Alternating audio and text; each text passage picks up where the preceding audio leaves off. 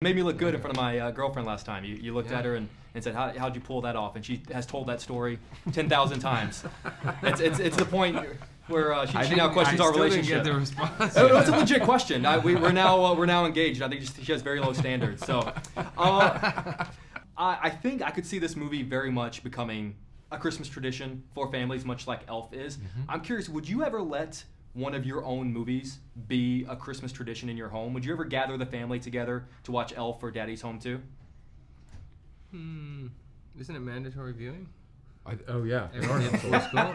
Any one of your films? Also, too, I gather my kids together. Our Christmas tradition is I force them to watch The Fighter. Nice. So, that's very kind of you. Yeah. Thank you. Do you charge admission? I do. I charge them You've got a admission. cut coming your way. Yeah.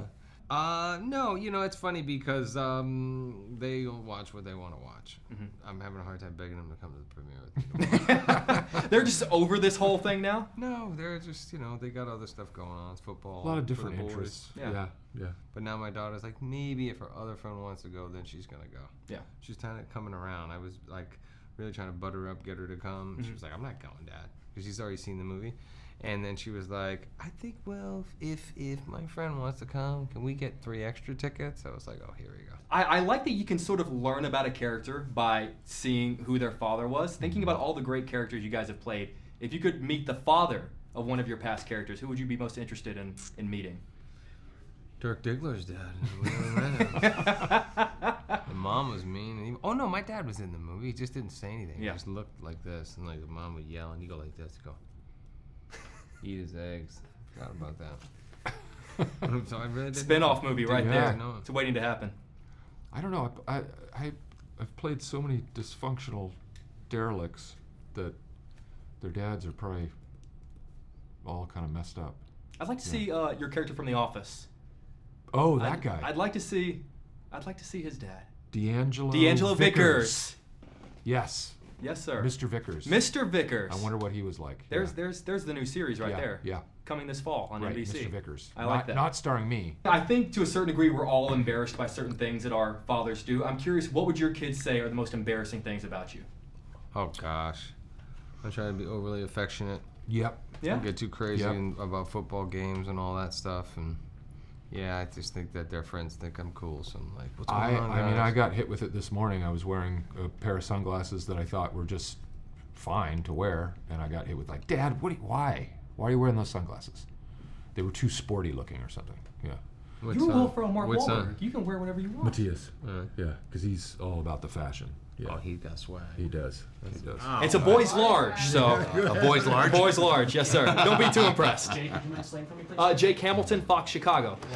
Gentlemen, I feel like when you cast one actor as another actor's father, the two have to sort of share some personality traits, even though they're not the exact same person. If you were going to cast the father of the person sitting next to you, what sort of aspect would that person have to sort of match? I think you have to, and I think no matter whether you're playing a villain or like Don Whitaker, what you see from John is that there's a big heart inside there. So I think you'd have to find somebody that admitted that sort of thing. You know, to me, Mel Gibson was a huge discovery when I first met him in person.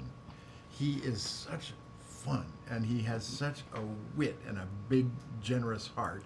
And, that's the kind of person you would have to find. There's nobody like him. It'd be tough casting. It's very tough casting. Who could play my dad? That said, he is incredible casting for the father of Mark Wahlberg. Both of you. Both of you. You steal the show. And I love everyone else in the movie, but you guys steal it. I think sometimes you can learn about someone by sort of looking at the father, see who they are, thinking about all the amazing characters you've played. If you could see one character's father, maybe learn a little bit more about them and see where your character came from. Who would you be most interested in seeing? Oh, gosh. Man, trying to ask you things you haven't been asked. Yeah, this really. is deep acting class material.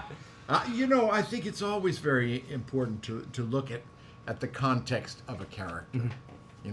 Examine his background and his influences. It's just part of the process. Yeah, I've done that. And it's like, I wrote a biography.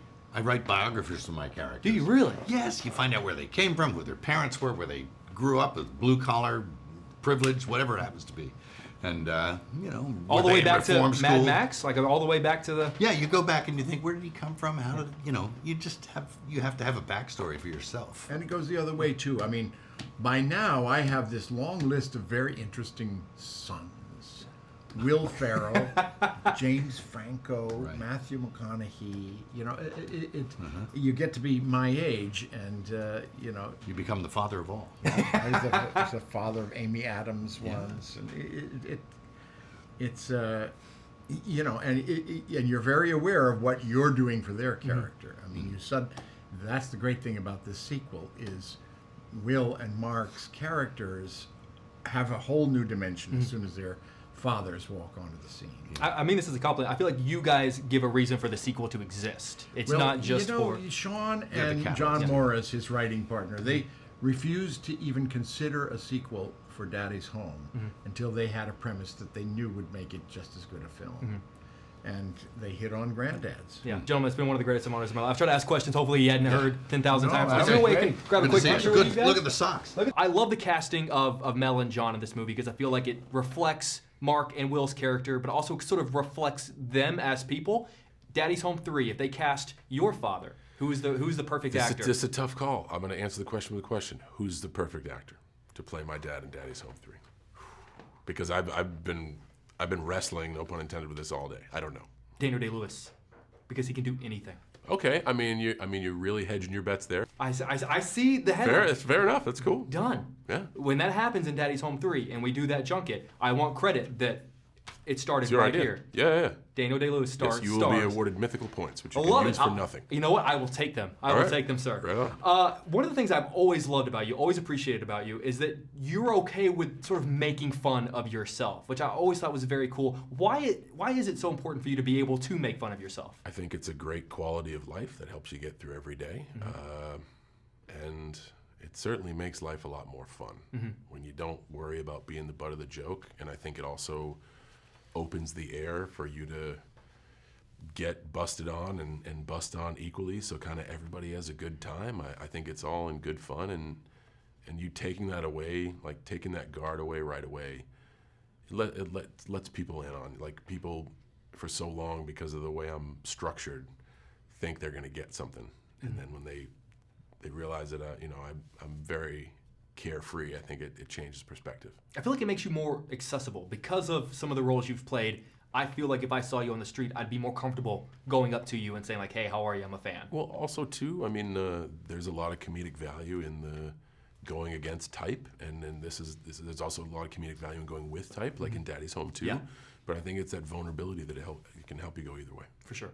A lot of my friends and family make fun of me for my weird Christmas tradition of I watch DieArd every year. It's my favorite Christmas movie. right I watch it. on. Big Die Hard fan. Do you have a weird Christmas tradition that people make fun of you for? I watch Christmas Story every year. That's fantastic. And my family's sick of it. They don't make fun of me for it. They just want me to stop. Are you that person that just leave? You know, they do the 24-hour loop. Do they just leave it? You leave it on? Usually 3.5 to 4 times every Christmas. No. No kidding. Yeah. Well, you know, coming up on Fox this December is it the live action or Yes, the it remake? is. Fox this December, a new Christmas story. They got some big shoes to fill. We'll see. They do. If you want to come over and watch it, I have a very comfortable fold-out couch. That actually sounds quite inviting. Chicago, man, you're welcome to it. You have to share with our puppy, but she's a snuggler. You know what's weird, and you know how this Monday Night Raw is in Chicago on Christmas Day. This might actually happen.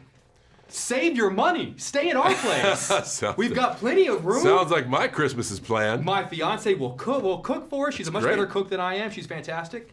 I'm going to be completely honest with you. I am the guy at our station who gets made fun of. I'm often the butt of jokes. I'm often, they'll cut to me doing something embarrassing. Shame on these people. Shame on them. I'd love to go back and show them a little John Cena toughness. Can you just teach me a thing or two that I could take back and bring back to my station and go, I got this? No, No. I can't. I'm just going to remain... Yeah, because guy. we're cut from the same cloth, dude, which is why we're spending Christmas together. That's true. We're always the butt of the joke. That's...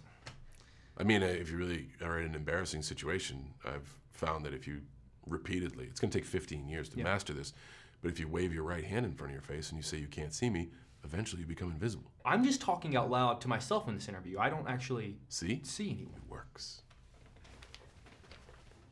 You got to say you can't see me, though. Can't see me. No, you got to do it at the same time. You can't see me. Okay, now you got to do it for 14 more years. Trust me, it'll work. Shall we bring it in for the real thing? Yeah, sure, man. As my fellow roommate? Yep. Right on. That was a sweet one.